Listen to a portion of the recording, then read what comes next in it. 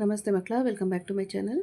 ಇವತ್ತು ನಾವು 9ನೇ ತರಗತಿಯ ರಾಜ್ಯಶಾಸ್ತ್ರದಲ್ಲಿ ನಮ್ಮ ಸಂವಿಧಾನ ಅಧ್ಯಾಯಕ್ಕೆ ಸಂಬಂಧಪಟ್ಟಂತಹ ಎಲ್ಲ ಅಭ್ಯಾಸ ಪ್ರಶ್ನೋತ್ತರಗಳನ್ನ ಈಗ ನೋಡ್ತಾ ಹೋಗೋಣ ಮಕ್ಕಳ. ಮೊದಲಿಗೆ ಖಾಲಿ ಬಿಟ್ಟ ಸ್ಥಳಗಳನ್ನು ಸೂಕ್ತ ಪದಗಳಿಂದ ಭರ್ತಿ ಮಾಡಿ. ಮೊದಲನೇ ಬಿಟ್ಟ ಸ್ಥಳ, ರಾಜ್ಯವನ್ನಾಳುವ ಮೂಲ ಕಾನೂನೇ ಡ್ಯಾಶ್. ಉತ್ತರ ಸಂವಿಧಾನ.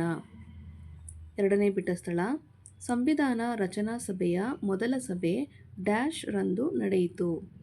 ಉತ್ತರ ಡಿಸೆಂಬರ್ 9, 1946 ನಡೆಯಿತು. ಮೂರನೇ ಬಿಟ್ಟ ಸ್ಥಳ, ಸಂವಿಧಾನ ಕರಡು ಸಮಿತಿ ಅಧ್ಯಕ್ಷತೆ ವಹಿಸಿದ್ದವರು ಡ್ಯಾಶ್.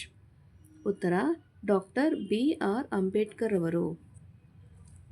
ನಾಲ್ಕನೇ ಬಿಟ್ಟ ಸ್ಥಳ, ನಮ್ಮ ಸಂವಿಧಾನವು ಡ್ಯಾಶ್ ಸರ್ಕಾರ ಪದ್ಧತಿಗೆ ಅವಕಾಶ ಮಾಡಿಕೊಟ್ಟಿದೆ. ಉತ್ತರ ಸಂಸದೀಯ ಸರಕಾರ ಪದ್ಧತಿಗೆ ಅವಕಾಶ ಮಾಡಿಕೊಟ್ಟಿದೆ.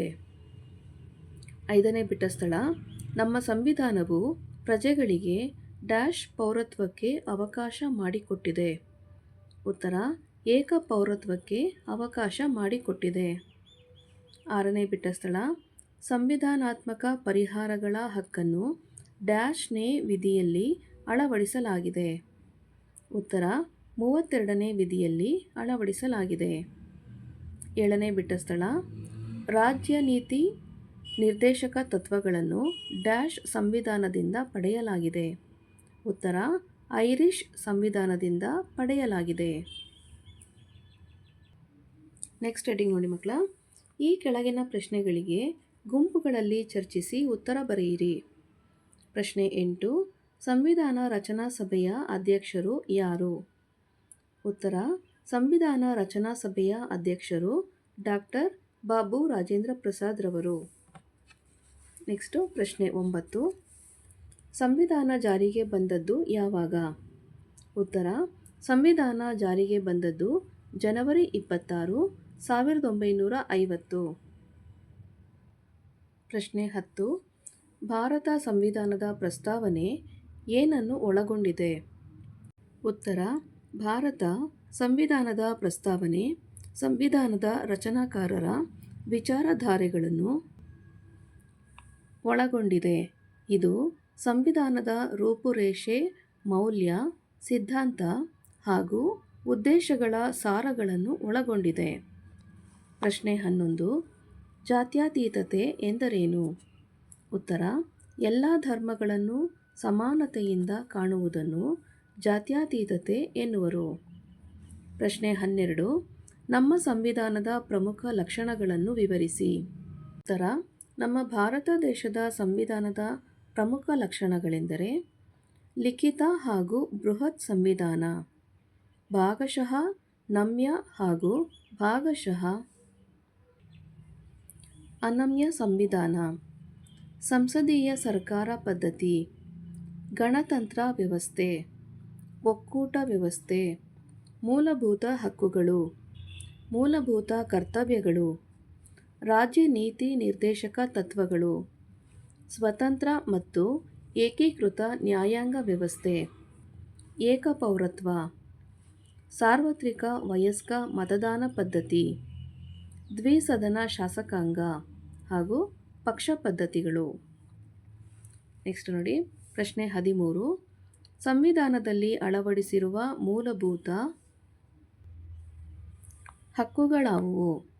ಉತ್ತರ ಸಂವಿಧಾನದಲ್ಲಿ ಅಳವಡಿಸಿರುವ ಮೂಲಭೂತ ಹಕ್ಕುಗಳು ಸಮಾನತೆಯ ಹಕ್ಕು 14ರಿಂದ 18ನೇ ವಿಧಿಗಳು, ಸ್ವಾತಂತ್ರ್ಯದ ಹಕ್ಕು 19ರಿಂದ 22ನೇ ವಿಧಿಗಳು, ಶೋಷಣೆಯ ವಿರುದ್ಧದ ಹಕ್ಕು 23ರಿಂದ 24ನೇ ವಿಧಿಗಳು, ಧಾರ್ಮಿಕ ಸ್ವಾತಂತ್ರ್ಯದ ಹಕ್ಕು 25ರಿಂದ 28ನೇ ವಿಧಿಗಳು, ಸಾಂಸ್ಕೃತಿಕ ಮತ್ತು ಶೈಕ್ಷಣಿಕ ಹಕ್ಕು 29ರಿಂದ 30ನೇ ವಿಧಿಗಳು, ಸಂವಿಧಾನದ ಪರಿಹಾರದ ಹಕ್ಕು 32ನೇ ವಿಧಿಯಾಗಿದೆ.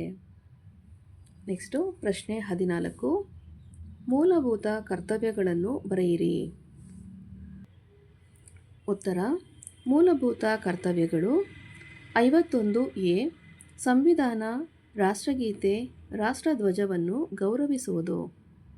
51 ಬಿ ಸ್ವಾತಂತ್ರ್ಯ ಸಂಗ್ರಾಮ ಧ್ಯೇಯಗಳನ್ನು ಗೌರವಿಸುವುದು. 51 ಸಿ ಭಾರತದ ಸಮಗ್ರತೆಯನ್ನು ಕಾಪಾಡುವುದು. 51 ಡಿ ದೇಶವನ್ನು ರಕ್ಷಿಸುವುದು. 51 ಇ ದೇಶದಲ್ಲಿ ಭ್ರಾತೃತ್ವ ಮನೋಭಾವ ಹೊಂದುವುದು. 51 ಎಫ್ ದೇಶದ ಸಂಸ್ಕೃತಿ ಪರಂಪರೆ ಗೌರವಿಸುವುದು ಮತ್ತು ರಕ್ಷಿಸುವುದು. 51 ಜಿ ದೇಶದ ಪರಿಸರ ಸಂರಕ್ಷಿಸುವುದು. 51 ಎಚ್ ವೈಜ್ಞಾನಿಕ ಮನೋಭಾವವನ್ನು ಬೆಳೆಸುವುದು. 51 ಐ ಸಾರ್ವಜನಿಕ ಸ್ವತ್ತನ್ನು ರಕ್ಷಿಸುವುದು. 51 ಜೆ ರಾಷ್ಟ್ರವನ್ನು ಪ್ರತಿನಿಧಿಸುವುದು. 51 ಕೆ 6 ರಿಂದ 14 ವರ್ಷದ ಮಕ್ಕಳಿಗೆ ಪೋಷಕರು ಶಿಕ್ಷಣ ನೀಡುವಂತಹ ಕರ್ತವ್ಯ. ನೆಕ್ಸ್ಟು ಪ್ರಶ್ನೆ 15. ರಾಜ್ಯ ನೀತಿ ನಿರ್ದೇಶಕ ತತ್ವಗಳಾವುವು? ಉತ್ತರ: ರಾಜ್ಯ ನೀತಿ ನಿರ್ದೇಶಕ ತತ್ವಗಳು ಮೂಲ ಸೌಲಭ್ಯಗಳನ್ನು ಒದಗಿಸುವುದು, ಸಮುದಾಯದ ಸಂಪತ್ತನ್ನು ಕೆಲವರ ಸ್ವತ್ತಾಗದಂತೆ ತಡೆಗಟ್ಟುವುದು, ಸಮಾನ ಕೆಲಸಕ್ಕೆ ಸಮಾನ ವೇತನ ನೀಡುವುದು, ಅಸಮರ್ಥರಿಗೆ ಸಹಾಯಧನ ನೀಡುವುದು, ಏಕರೂಪದ ನಾಗರಿಕ ಕಾನೂನು ಜಾರಿಗೆ, ಶಾಲಾ ಪೂರ್ವ ಶಿಕ್ಷಣವನ್ನು ಕೊಡುವುದು, ವಿಶ್ವ ಕಾನೂನನ್ನು ಗೌರವಿಸುವುದು, ಗ್ರಾಮ ಪಂಚಾಯಿತಿಗಳನ್ನು ಸ್ಥಾಪಿಸುವುದು, ಗುಡಿ ಕೈಗಾರಿಕೆಗಳನ್ನು ಪ್ರೋತ್ಸಾಹಿಸುವುದು, ಕೃಷಿ ಮತ್ತು ಪಶು ಸಂಗೋಪನೆಗಳನ್ನು ವೈಜ್ಞಾನಿಕವಾಗಿ ಅಭಿವೃದ್ಧಿಪಡಿಸುವುದು, ಪಾನ ನಿಷೇಧವನ್ನು ಜಾರಿಗೆ ತರುವುದು, ವೈಜ್ಞಾನಿಕ ಆಧಾರದ ಮೇಲೆ ಬೇಸಾಯವನ್ನು ಅಭಿವೃದ್ಧಿಗೊಳಿಸುವುದು. ಮಕ್ಕಳ, ಇಲ್ಲಿಗೆ 9ನೇ ತರಗತಿಯ ರಾಜ್ಯಶಾಸ್ತ್ರದಲ್ಲಿ ನಮ್ಮ ಸಂವಿಧಾನ ಅಧ್ಯಾಯಕ್ಕೆ ಸಂಬಂಧಪಟ್ಟಂತಹ ಎಲ್ಲ ಅಭ್ಯಾಸ ಪ್ರಶ್ನೋತ್ತರಗಳು ಮುಕ್ತಾಯಗೊಂಡಿವೆ ಮಕ್ಕಳ. ಈ ಒಂದು ವಿಡಿಯೋ ನಿಮಗೆ ಇಷ್ಟ ಆದಲ್ಲಿ ದಯವಿಟ್ಟು ಲೈಕ್ ಮಾಡಿ, ಶೇರ್ ಮಾಡಿ, ಸಬ್ಸ್ಕ್ರೈಬ್ ಮಾಡಿಕೊಂಡು ನಾವು ಹಾಕೋ ಎಲ್ಲ ವಿಡಿಯೋನ ನೋಡ್ತಾ ಎನ್ಕರೇಜ್ ಮಾಡ್ತಾ ಹೋಗಿ ಮಕ್ಕಳ. ಹಾಗೆ ಕಮೆಂಟ್ ಸೆಕ್ಷನ್ ಪಕ್ಕದಲ್ಲಿ ಹೈಪನ್ನೋ ಬಟನ್ ಇದೆ, ದಯವಿಟ್ಟು ಅದನ್ನು ಸಹ ಪ್ರೆಸ್ ಮಾಡಿ. ಇದರಿಂದ ಬೇರೆ ವಿದ್ಯಾರ್ಥಿಗಳಿಗೆ ಈ ಒಂದು ವಿಡಿಯೋನ ನೋಡೋದಕ್ಕೆ ಅನುಕೂಲ ಆಗುತ್ತೆ ಅಂತ ಹೇಳ್ತಾ ಈ ವಿಡಿಯೋನ ಇಲ್ಲಿಗೆ ಮುಕ್ತಾಯಗೊಳಿಸ್ತಾ ಇದ್ದೀನಿ. Thank you for watching. Bye bye.